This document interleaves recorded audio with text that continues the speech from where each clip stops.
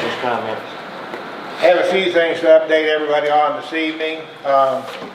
Everybody knows that we've had 2 water line projects going on in town. The first update is on the West Ridgeway Street water line project. That project, for all intent purposes, is finished. They have one more cut and cap to do on the line up behind Scott Hill. That'll be a very quick and low impact process. They are milling out their gravel where they filled the ditches in with temporary fill and putting the base coat in the trenches so that we can come back and pave that. And everything except the paving on that project will be completed by, at the end of July. And Hammond and Mitchell's already started moving some of their equipment out. I want to say that this project came in ahead of schedule and under budget, considerably under budget. So that's a positive thing. The other water line project, the Smith Creek water line project, we've got some issues. We have 3 issues that we need to deal with from our side of this contract and project to make sure we can get this completed in a more timely manner. They've got 3 things that they need left to do. One of them deals with a water line and sewer line that are running too closely together, and they're working right now with the health department and the engineers to get an exception to that and find out what the process will be for them to encase the water line and protect it, probably sleeve it and concrete to protect it if anything would happen in that trench. Have to identify the appropriate tie-in spot for the pump station that feeds the Heights. And we are working on one last easement that we did not think we were going to have, and once we got involved in the project, realized that we do need that easement.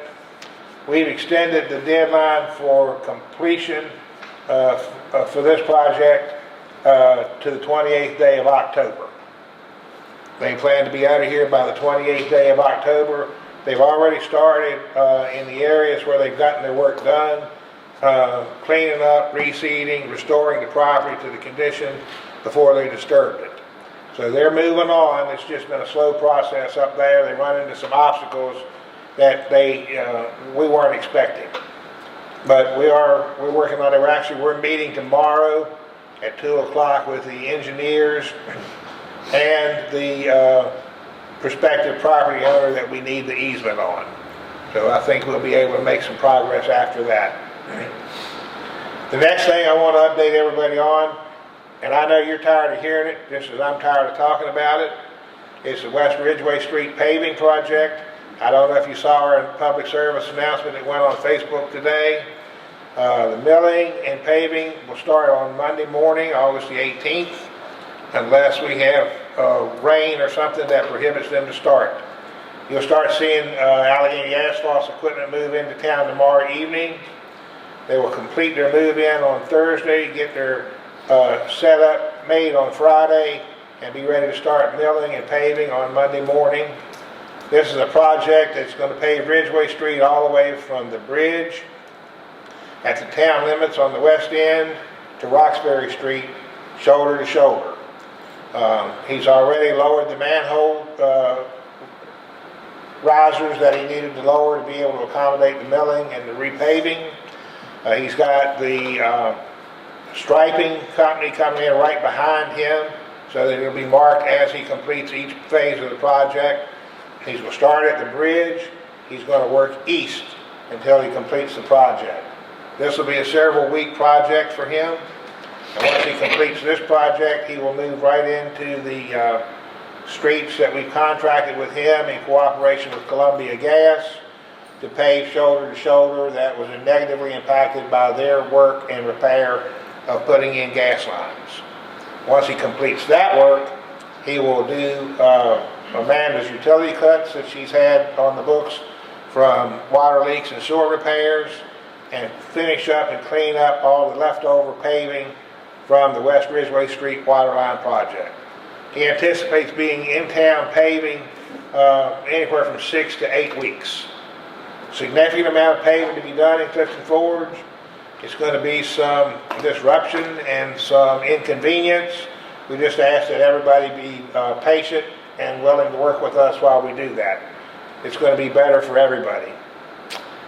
And going along with talking about the dilapidated building or blighted building inventory, we are also working with West Virginia University and Karen Weber of the DEQ on our bad, blighted, and dilapidated building inventory.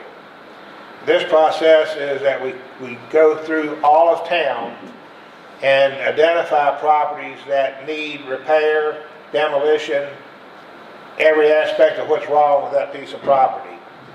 We already had one inventory day where we had volunteers come in and we walked through the different areas of the town. That information has been processed at West Virginia University. We also have a second day of inventory scheduled for August 21st. We'll meet at the Masonic Theater. We would ask as many volunteers and people that would want to participate to help us with that to come and participate. Once we get day 2 in the books, they will process that. Then they will start coming back and having meetings and information meetings with the community and working up the prioritization for those identified properties. This is all being done through grants from DEQ and no cost to the town.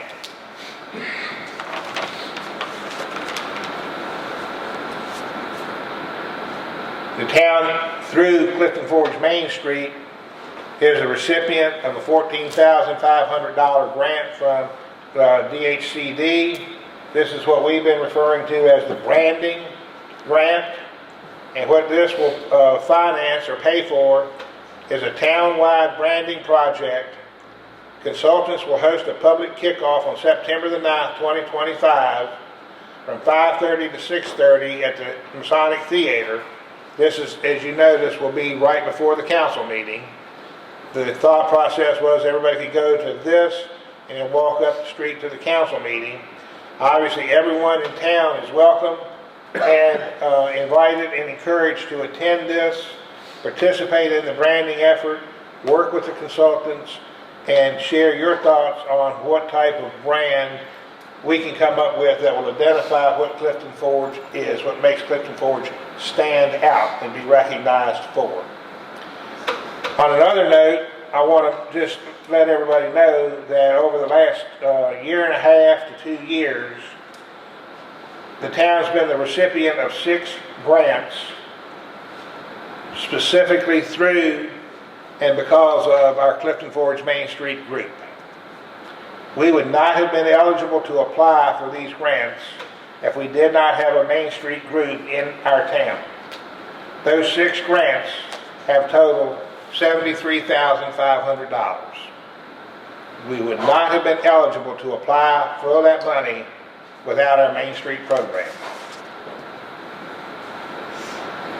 If you notice the new addition to the parking lot beside the building out here, I still ride by and think it's somebody standing in the parking lot waving at me, but it's the first public EV charger in this area. It's already installed, powers to it, been inspected, ready to go. Wendy's working through the final stages right now to get the billing process set up. Once we get that set up and we notify Clean Cities, who gave us the charger, that it is up and running, signage will go up on the interstate, the location will be added to the EV charging app so that folks that are driving electric vehicles will know where they can go to get charged. And these chargers that we were given require a 2-hour charge to fully charge a car. So that's going to give us 2 hours of these folks walking around town, visiting our shops, eating lunch, spending time here. There's a second unit on the way. It will be installed in the Loop Street parking lot right across the street from Jack Mason's Tavern. It too will be a charge applied to that. And right now, Wendy has done some research, and it looks like the allowable rate to charge is anywhere from 14 cents per kilowatt hour to 65 cents per kilowatt hour. based on the information we've been given from Clean Cities, we think we're going to drop right in somewhere around 20 cents per kilowatt hour, and that will give us some revenue from it, pay for the power that it's using, and give the town a little bit of stipend of revenue for having it here. And it's all going to be handled through a debit card or credit card swiped at the charging station. Don't have a definite time frame on when that will be up and running, but I would say once she gets the PIN number from Clean Cities, it's just a matter of some paperwork and signing some agreements. So, some of you know, or all of you know, that Brad Balzer has been our code enforcer for the last year.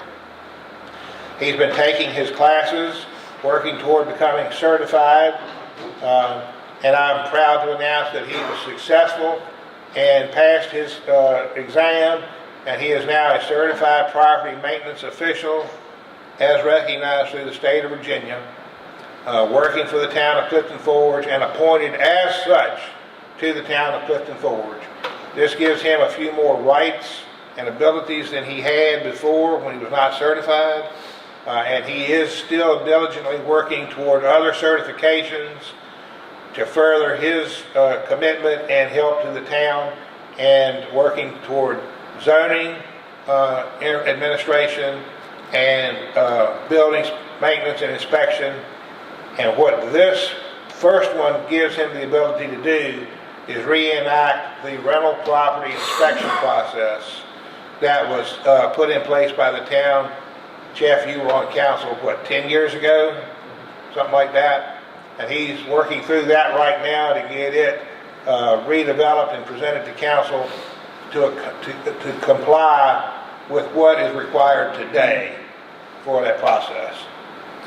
And then the last thing that I have this evening is a thank you note from Mayor Carson's widow. To thank you for your kindness and sympathy at a time when it was deeply appreciated. Dear Chuck and town employees, thank you all for the beautiful standing basket and for those that expressed their condolences and came to Lance's funeral. We are honored that you thought of us and appreciate your support to our family. Your kindness will always be remembered by our family of Lance Carson and Kathy Carson. Mr. Mayor, that's all I have this evening.